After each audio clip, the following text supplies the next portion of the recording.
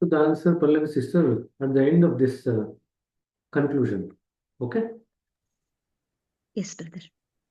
So we shall start last chapter in efficacy of Raja Yoga, conclusion. I have discussed sufficiently as far as my anubhava or reading of nature allowed me. I may now add a few lines for the seekers to reveal to them the secret of success. Meditation is the foundation of spirituality. Please underline that. What is the foundation of spirituality? Meditation. If you meditate having your real goal before you, you are sure to arrive at the destination. There are ways and ways converging towards the real goal, and they are discussed in various scriptures sufficiently. There are external factors, forces too, helping us to the destination if properly guided. The Eastern thinkers have taken special regard to the question of food. It should be cooked neatly and cleanly in a proper manner. That is the hygienic point. But if it is sattvic and is cooked in constant remembrance of God, its effect will be surprising. And if it's taken meditating all the while on God, it will cure all kinds of spiritual diseases and remove things which hinder our progress. So if any Abhyasi wants to do something as simple as enhancing their journey, all that they have to do is eat the food in constant remembrance of God. I think if they can just do that simple thing, many things actually can be removed from their system and that will hasten their progress. And this is a tip that you can give to every Abhyasi. This is nothing to do with any preceptor or Abhyasi.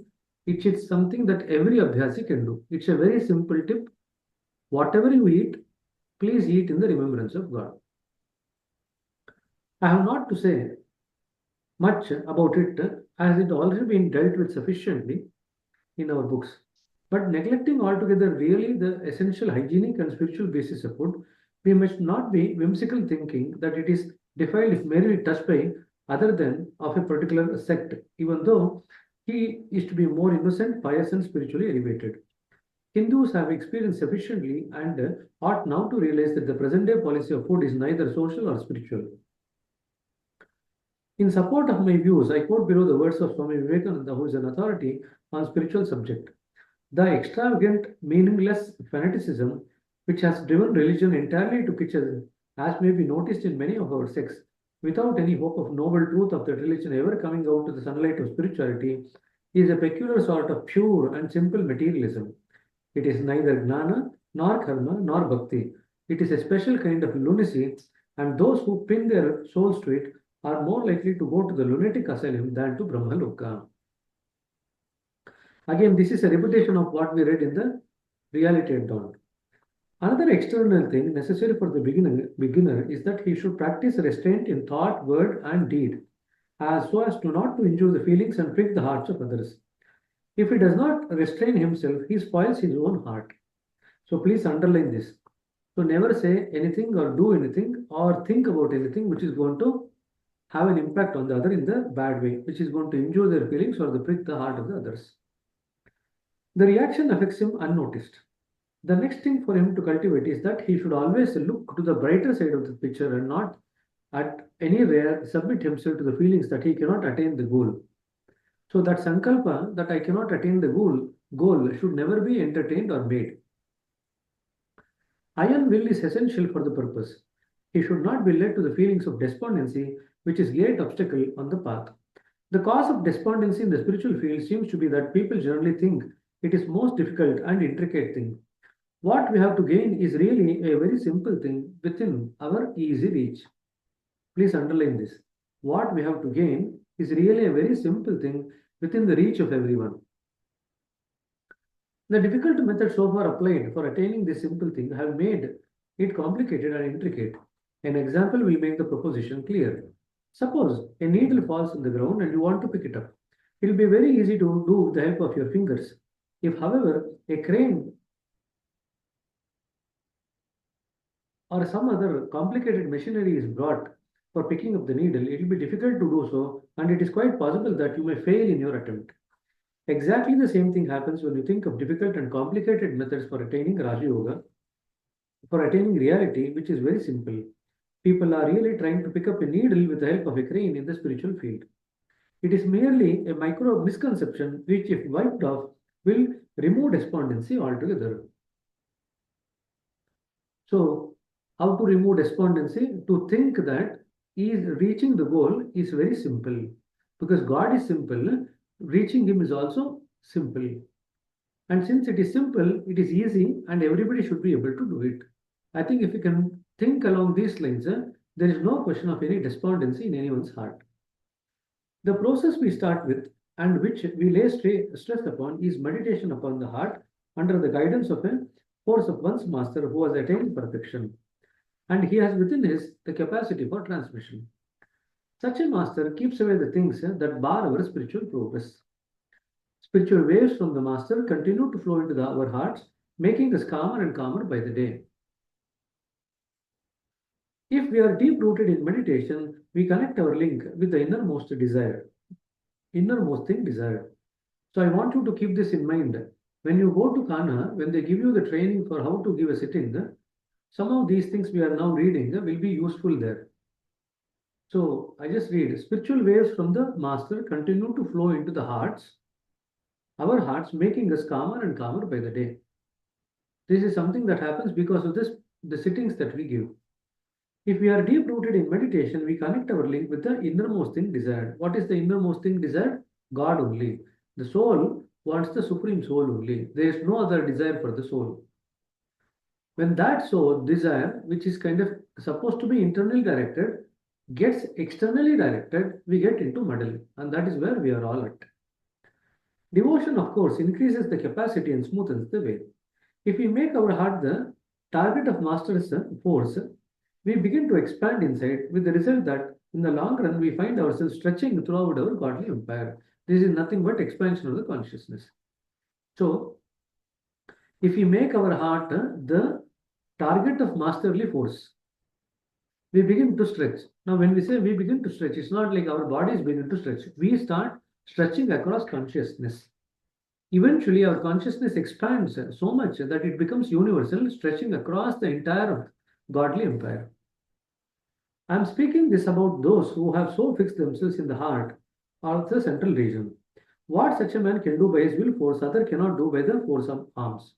So once somebody gets established in the center, in connection with the center, they can virtually do anything using their willpower. The materialistic view may not accept it because the world is shorter before its advocates. People may think it is a dog barking subject as they have not developed this sort of vision. Such a person, as described previously, is neither a friend nor a foe of anybody. He is all along balanced in his ways and never loses equilibrium. Why? What was there at the start of before creation? Perfect balance, perfect calmness. These were there at the start of and perfect moderation, perfect balance, and perfect calmness. So what is it that we gain once we establish ourselves with the center? These are the three things that we gain. We establish ourselves in perfect balance, perfect moderation, and perfect calmness. So since we are in perfect balance and moderation, we can neither be a friend of anybody nor we can be a foe of anybody. So all are equal as far as we are concerned from that particular perspective. If perchance he does so even for a moment, that means he loses equilibrium even for a moment, atmospheric disorder and gloominess will be the result. Krishna says in the Bhagavad Gita that even for 1 second or microsecond, I cannot be inactive. I have to be all the time active. If I become inactive even for a second, the entire creation will collapse. If it continues for some time, that is, the imbalance continues for some time, the shadowy hearts of the people will collapse. Activities at this stage are all gone and the actions become automatic. That is in the central region. In the central region, all the activities are automatic. But if activities remain as they are, the solution of life is not yet arrived at. You remember the 4 stages of the ego that we read? Yeah. So even before we actually enter into the central region, at the 4th level of ego, we are already established in automatic action without any awareness. You remember the example of mosquito biting, scratching. So that is the 4th stage of ego. Now that is around the 11th, 12th point. Now, when we are established in that stage of ego, around 11th, 12th point, what to talk about our condition when we are in the central region, in alignment with the center? So it will be even more subtle, even more perfect. Okay. During our march to freedom, we come across various chakras having different forms and colors. They are all in the region of the heart. Above is the condition is different from what we are already experienced. Chakras are all gone. The structure falls off as soon as you proceed onwards. By meditation under the guidance of a capable master, the thing becomes easily accessible. Iron will and constant impatience and restlessness for gaining the object brings easy success. Please underline this. This is something that you might get in the exam. Iron will, constant impatience and restlessness. Lord Krishna, what was the contribution of Lord Krishna to Raja Yoga? Lord Krishna had originally introduced Bhakti in Raja Yoga in a way that in the way that yogis know, because he knew the time was at hand when life would be uncertain. So before that, Raja Yoga did not have so much emphasis on the Bhakti. Krishna introduced the aspect of Bhakti into the Raja Yoga. There is a vast difference between theory and practice. If I tell you about the same subject all day and night, it will not be beneficial to you at all, except that your mental taste may develop, and that too momentarily. Come with faith and confidence in the spiritual field and be prepared for the practice, throwing off all self-conceited ideas. Please underline that sentence. Come with faith and confidence in the spiritual field and be prepared for the practice, throwing off all the conceited ideas. I do not want you to dwell in an imagination that if you repeatedly read the scriptures, you will become the master of spirituality. No. By so doing, you will become a philosopher or learned man, but you cannot be a yogi without actual practice with love and devotion. It is very difficult to put a practical thing in words, just as you cannot describe the taste of wheat, although you have eaten it many times. May the day dawn when people will stand to realize the accuracy of what has been said above. So that will complete the efficacy of Raja Yoga. As I said, we will have one more opportunity to discuss about any questions that you have about the efficacy of Raja Yoga. Whether it's the first half or second half, feel free to bring any questions about the efficacy of Raja Yoga. Because this is something that you need to have a very strong basin. Okay. Now this is efficacy of Raja Yoga. Now in the Sahajmarg philosophy, I want you to just pay attention to this particular thing.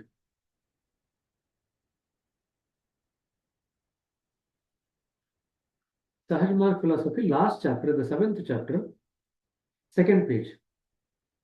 After crossing the 5th circle of the heart region, one enters the mind region.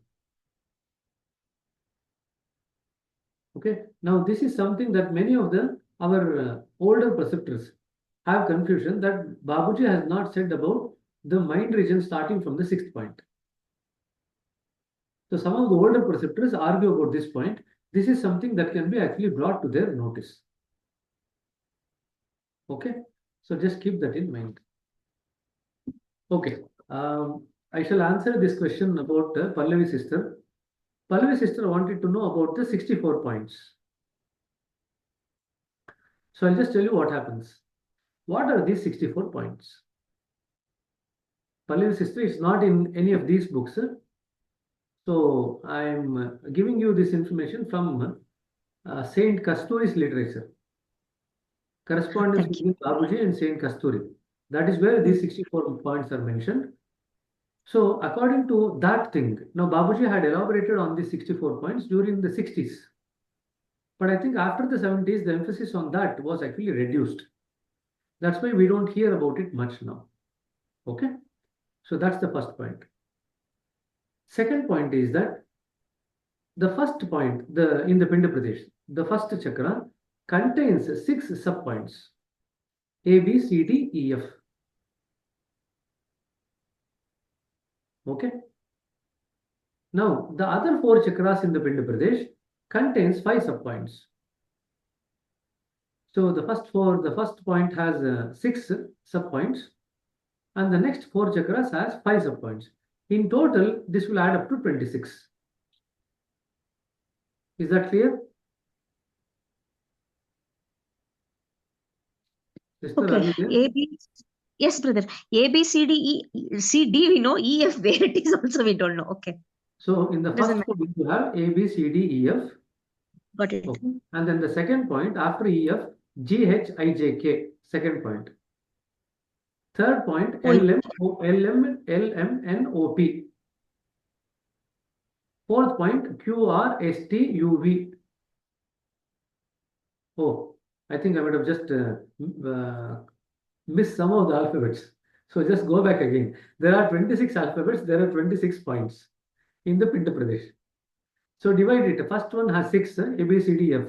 Then you can just jot it down according to the alphabets in the next 4 points. So A, B, C, D, E, F, G, H, I, J, K, L, M, N, O, P, Q, R, S, T, U, V, W, X, Y, Z. Is that okay? 26 alphabet letters, 26 points in the Pinda Pradesh. Sub points. so Now, 6 points, 6 sub points, 4 sub points, again no, no, 4. no, no, no, no, wrong, wrong. I don't know what did you catch. First chakra has 6 sub points. A, Yes. B, C, D, F. Next 4 chakras has 5 sub points. Oh, That each will make one it 5. 20. Got it. That will make it 20. The first one has 6. Got it. 20 plus 6, 26. Got it, brother. Okay. Now, Got it. repeat the same thing in the next 5 chakras. So rather than write A, B, C, D, E, F, write A1, B1, C1, D1, E1, F1. So just add 1 to the alphabets. So the sixth point or sixth chakra has 6 subpoints, and then the next 4 chakras has 5 subpoints. That again will make it 26. Is that fine? Yes, brother. So now 52 over. So by the time we reach 10th point, 52 points are over. Okay. Now coming to the next two, the 11th and the 12th. Before we enter the 13th, we should finish another 12. Okay. So the first point again has 6 points. Then the next one has 5 points. And in between the 12th and 13th point, there is one other point. Or you can take the other way around also. The 11th point has 5 points. The 12th point has 5 points. And between the 12th and 13th, there are 2 subpoints. So that will make it 12. Is that okay? 5 plus 5 plus 2, 12. So now 52 plus 12 is 64. Got it. Okay. Now, I just want to highlight a bit more here. What exactly happens when we have to cross from 12th point to the 13th point? At the 12th point, we realize ourselves. We establish ourselves in simplicity, purity, and plainness. We are humility personified and we are love personified.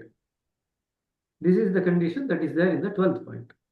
At that point, we are in a firm state where we know that we have crossed the level of the body and the mind, established ourselves in the state of the self. And we know for a fact by experience and conviction that we are eternally existent. Our existence is eternal and this life is temporary. So this fact is known when we reach the zenith of the 12th point. Is that okay? Done. Now, if we have to cross from the 12th point into the 13th point, which is the central region and the center, we spoke about a ring around the central region. You remember that? Yes. Now, that ring is something that we have to cross if we have to enter into the central region. Now, how does the Guru do that? The Babaji says here that the Guru gives a push into the central region using his force. Now, Dajas expanded a bit more in the spiritual anatomy. He says, those who are destined to enter into the central region, the Guru quickly takes them down to the first point and then brings them back to the 64th point. Again, he takes them back to the first point. Again, he brings them back to the 64th point, all in a matter of 2 to 3 days. In other words, it's like a swing. You remember when we push the swing, it starts gradually becoming more and more in terms of its width of the swinging. Now, when the swinging is now commenced between the 1 and 64 points, so it will be surprising for you to hear that a person who has now crossed the 12th point, about to enter the 13th point, will feel as if they have come down to the first point all the way. So they feel, oh, everything is now come back. I don't know what has happened. Everything is gone. All my condition is gone.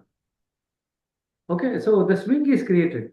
There is a momentum that is created using the swing two to three times. And once that enough momentum is created, the guru gives the final push so that the abhyasi crosses over the central ring and establishes themselves at the periphery of the central region. This is what happens, and this is the importance of the 64 points just now we spoke about. Got the point? Got it, brother. So good question also, but this is something that you need to know also. So in other words, all the conditions that we experience across all the 12 points, we are made to experience it or undergo within 2 to 3 days. And this cycle is repeated 2 to 3 times till enough swing or momentum is created in the swing that will enable the guru to just give a push and the abhyas is able to land on the other side of the ring. Now, question. What is there on the other side of the ring? You land on the other side of the ring. You enter the central region now. You are fully self-realized. The self is realized anyway. And now you are established yourself in the central region. All that needs to happen is swim across the central region, reach the center, establish yourself connection with the center. That's all that needs to happen now. What is the condition of the soul when it enters into the central region? What is there with the soul at that time?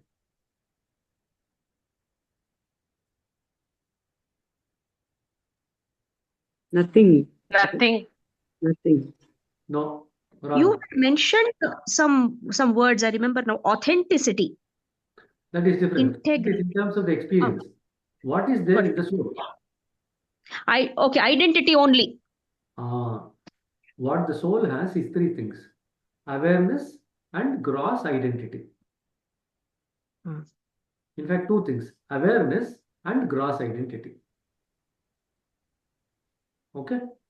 So these two things are still there with the soul or the self. Now, as it crosses the central region, the soul loses the grosser identity, and that identity now becomes very subtle. So by the time it goes to the center, the identity becomes so subtle that it is almost similar to the center. Just a nominal difference is there between the human and the God or the center. So that stage, our identity is very, very subtle, almost akin to the center. That's the first thing. Second thing is, as we move through the central region, we actually lose our awareness. So that by the time we establish our connection with the center, we are in a state of unawareness. So in the center, we are unaware. And thirdly, what we have got is complete ignorance. So at the center, these are the three things that we have got. We have extreme subtle identity. We are established in a state of unawareness, and we are completely ignorant. That is our condition when we reach the center. So if we were to kind of just give another analogy, when we enter into the central region, we are like a child who needs to hold the finger of the parents to walk. You remember Chariji's picture? Chariji is holding a child in a finger and then taking it across. Now that is exactly what happens in the central region. We hold the finger of the master, and it's the master who takes us. Of course, he takes us from the first point, but in the central region, we are completely at the mercy of master. Without master giving you the push, neither can you enter into the central region, nor without master supporting you in the central region, can you make your journey in the central region. So that's why in spirituality, the role of the master increases as we progress. Unlike in materiality, where the role of the teacher gradually decreases as we progress. Okay? Now, when we enter the central region, it's almost like we are like a child, small child, less than a year old, maybe less than 7, 8 months old, who cannot stand up on their own, who can only stand up and hold the finger of the master and then walk. That is the level of innocence that you've got at the entry of the central region. Now, at the center, you are like a newborn baby on this day. Now, can you not see the difference in innocence between these two? That is the level of highest innocence. A newborn baby is not even aware that it is innocent. Complete ignorance, brother. Exactly. So it is not aware that it has a body. It is not aware that it has parents. It is not aware that it is living. It is not aware that it has no awareness. It is not aware that there is a world. It is not aware of anything virtual. It is not even aware of the fact that it can feel hungry. It is not even aware why it is crying. Nothing. That is the state that we establish ourselves in when we reach the center. Now, many people talk about that we become children-like.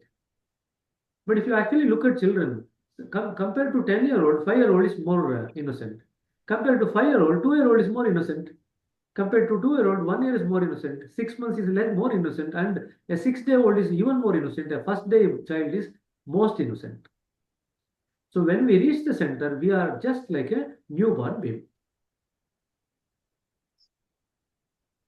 So I hope it is clear in terms of the journey. If there are any questions, if coming up to 7 o'clock, so I have another meeting between 7 and 8 for another group. But as I said, we will have another opportunity for us to discuss all these things. So my humble request is for you people to go through the efficacy of Raja Yoga, because tomorrow there will be no class. I'm away.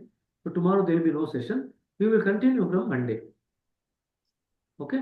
So you have about 2 days to go through the efficacy of Raja Yoga and see what you can actually make out of. If there are certain difficulties, please come back to us. We will clarify that while we go through the heartfulness way. Is that fine? Thank you, brother. No problem. So it was a very short session. So good to see you all, and good night to all of you. We will catch up again on Monday evening as usual, 6:30. Okay.